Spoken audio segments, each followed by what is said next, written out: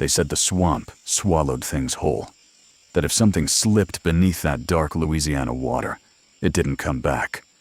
Not as a body, not as a memory, not even as a rumor. It just disappeared. And maybe that's why the Dunbars chose to believe what they believed, why they clung to hope even as the hours stretched into days, and the days into months. Because the alternative that the swamp had taken their child was too much for the human heart to bear. The story of Bobby Dunbar is not just about a missing child. It is a profound study of human grief, mistaken identity, and the century-long quest for a truth that was buried beneath the weight of wishful thinking and legal error. Hi, if you are new to this channel, please consider subscribing, but only if you enjoy listening to unsolved mysteries.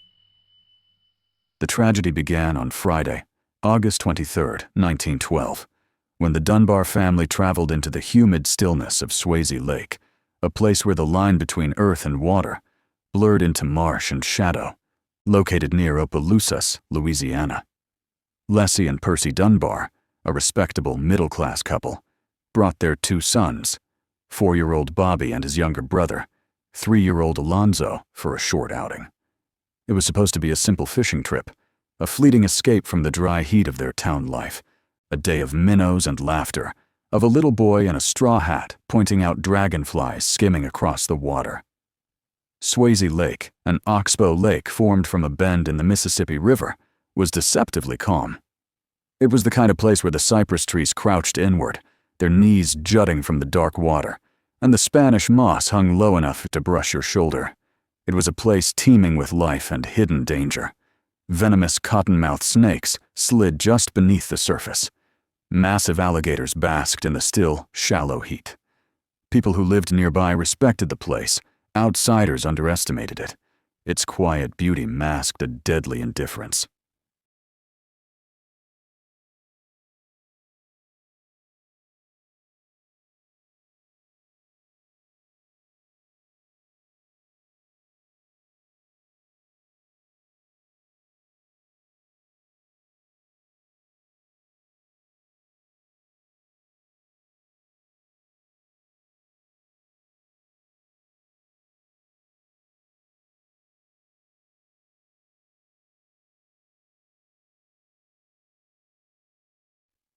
The Dunbars had no reason to expect danger. They stayed near the shore, not far from a dilapidated fishing lodge or cabin.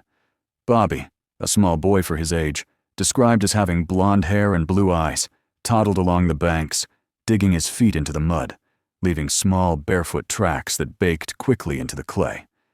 He wandered the way children do, not truly far, not truly near, moving in little circles around the adults as they set up their lines. Leslie watched him. Percy watched him. They were attentive parents. Until suddenly, nobody did. The moment the disappearance occurred was nothing dramatic. There was no scream, no splash, no breaking of twigs or rustle of hurried movement. 1 second, he was there, within the known field of vision.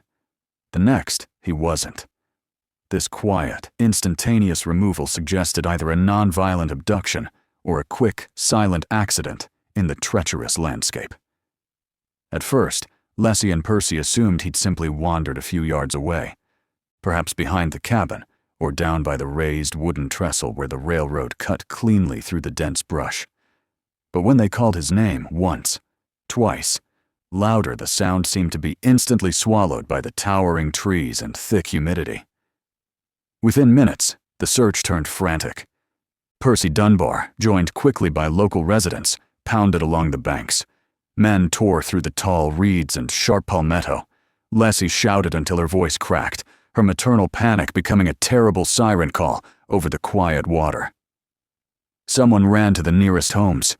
Another person rode immediately into the town of Opelousas for help from the sheriff's office. The sun hung like a flat bronze coin in the sky, offering no comfort, only intensifying the feeling of suffocating heat and desperation. By dusk, the lake was ringed with lanterns and torches, casting eerie, shifting light on the dark water. The initial search efforts were exhaustive, brutal, and disheartening. Searchers dragged the water long into the night, and for several days after, using iron grappling hooks and long-handled rakes that scraped dark things from the mud-submerged branches, dead reeds, forgotten logs, but never Bobby. The local community's response was immediate and overwhelming. The case struck a profound, fearful chord in the heart of every parent in the region. It would have been easier, perhaps, if they had found a body. Easier for the mind to accept. Easier for grief to shape itself inward instead of spreading like a consuming wildfire of uncertainty. But the lake stayed silent, offering no answer. The next morning, however, they found something. A child's hat in the water. It was a light straw hat with a torn brim, identified by the Dunbars as Bobby's. It floated strangely far from the shore where he'd been seen last. Too far, some murmured, as though it had been carried a great distance, or suspiciously placed there. But the Dunbars took it as a sign he'd been here. He'd touched this place. He hadn't vanished into thin air. Word spread quickly throughout the state and beyond. A missing child always stirs a particular kind of panic, but a missing child in the Louisiana swamps stirred something older, something primal, touching the region's folklore about the bayou's darkness. Every man who owned a boat offered it. Volunteers marched through the mud in long lines, sometimes hip-deep in water, shivering as unseen creatures brushed their legs. Searchers hacked at the undergrowth and drained parts of the swamp. Bloodhounds were brought in, their noses to the ground. They sniffed diligently at the banks but stopped near the railroad trestle, confused, pacing in circles before losing the scent entirely. This inconclusive track suggested two possibilities. Either the boy was picked up at that location, or he entered the water, effectively neutralizing the dog's ability to track him further. The inability to find any physical evidence deepened the mystery. If Bobby had drowned, the lake should have eventually given him back. If he'd been killed by an alligator or other predator, there would almost certainly have been signs. That left only one possibility, one whispered in kitchens and across dinner tables. Somebody took him. This theory, while terrifying, was also the most hopeful, for it meant he could still be alive. The newspapers caught the story within days. Papers across the country printed his description. The reward grew quickly, eventually reaching $6,000, a massive sum in 1912. People who'd never met the Dunbars felt the pull of the tragedy. It became a national obsession, fueling a nationwide, desperate vigil for the lost boy. For the Dunbars, the passage of weeks bled into months, turning their home into a hollow place. Every letter brought hope, quickly followed by disappointment. And then, in February of 1913, a heartbreaking 8 months after Bobby disappeared, news arrived from Poplarville, Mississippi. A man named William Cantwell Walters had been spotted traveling with a little boy who matched Bobby's description. Walters was a traveling handyman and piano tuner. The boy was traveling with him, performing as a musician on the banjo and harmonica. The report reached Opelousas like a spark hitting dry tinder. Hope, dormant for months, suddenly roared back to life. Leslie and Percy traveled to Mississippi immediately. The law had already detained Walters, who was described by authorities as stubbornly and desperately insisting that the boy was not Bobby Dunbar. Walters claimed the child was named Bruce Anderson, the illegitimate son of a woman he worked for, a woman named Julia Anderson. Walters claimed he'd been traveling with the child for over a year, with her permission, having informally adopted him and taught him his trade. He swore he was innocent.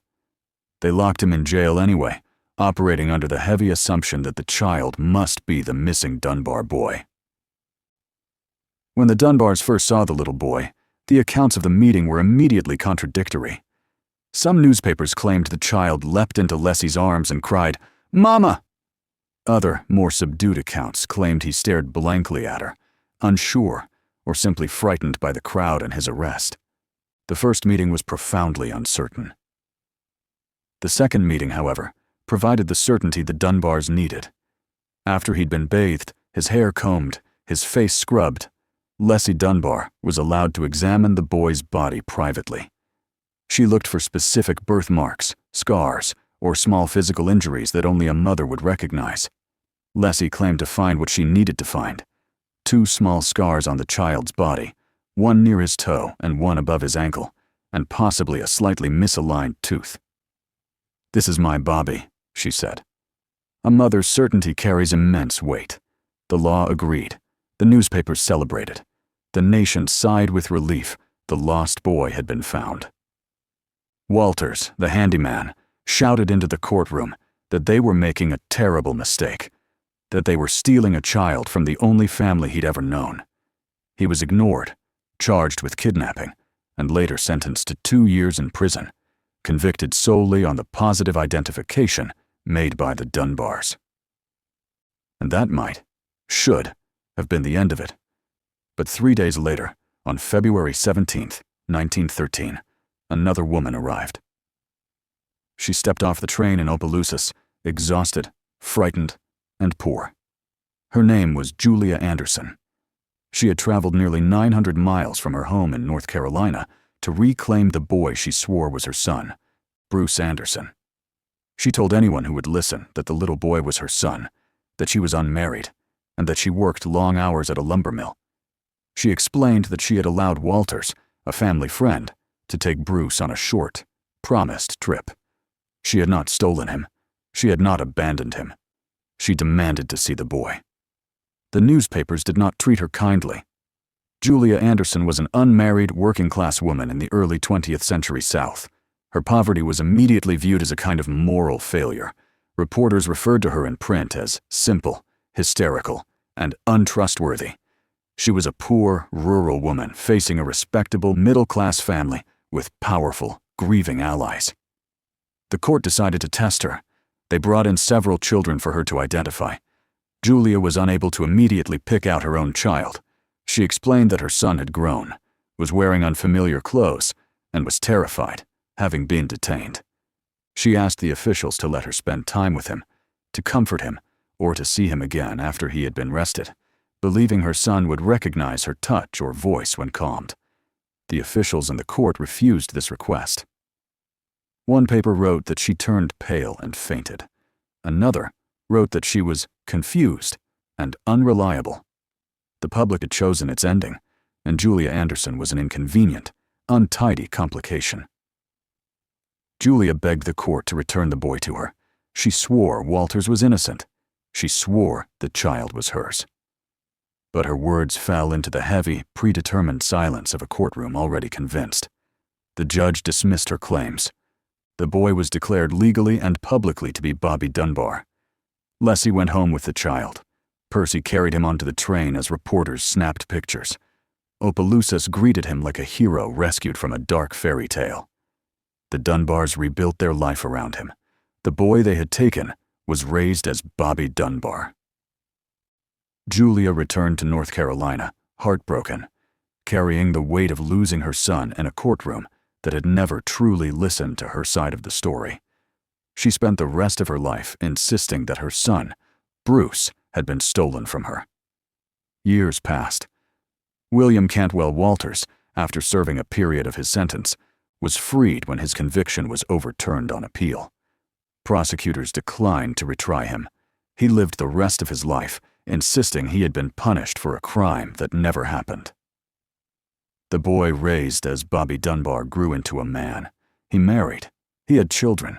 He became a grandfather.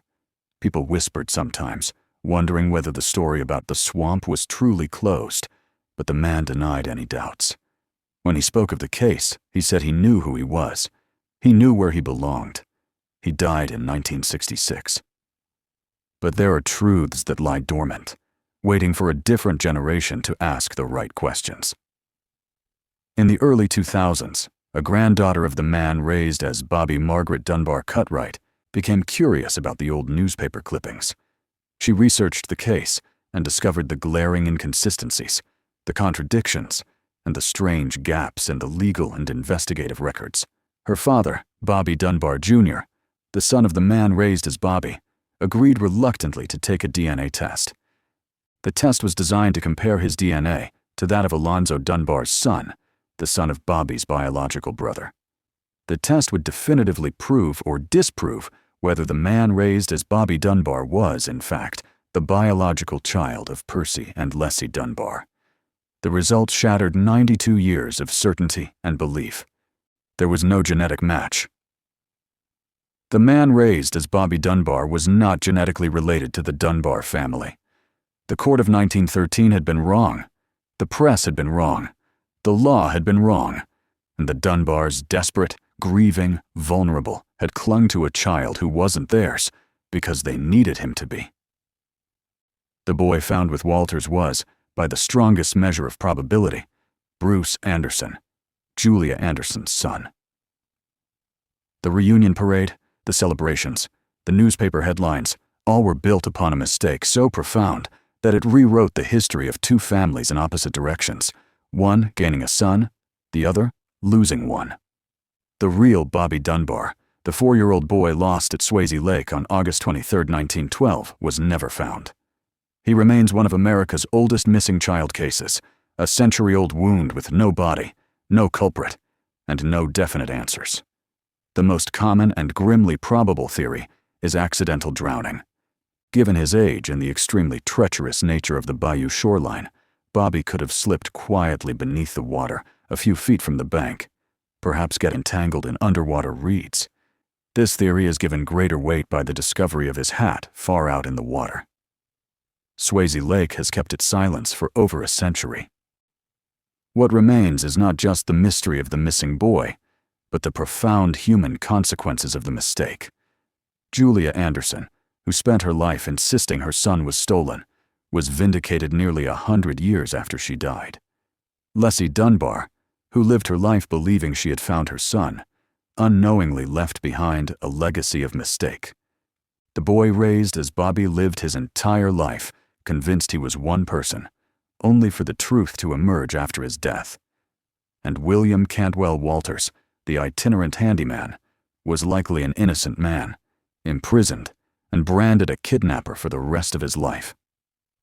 In the end, the mystery of Bobby Dunbar is not just about a disappearance. It's about longing, the hunger for certainty, and the devastating ways human beings fill the void when the truth becomes too painful to hold.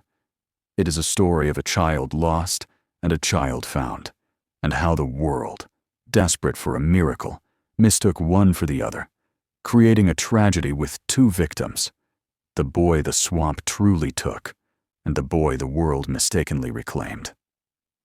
It is a reminder that sometimes the real tragedy lies not in what we cannot find, but in what we convince ourselves we've found.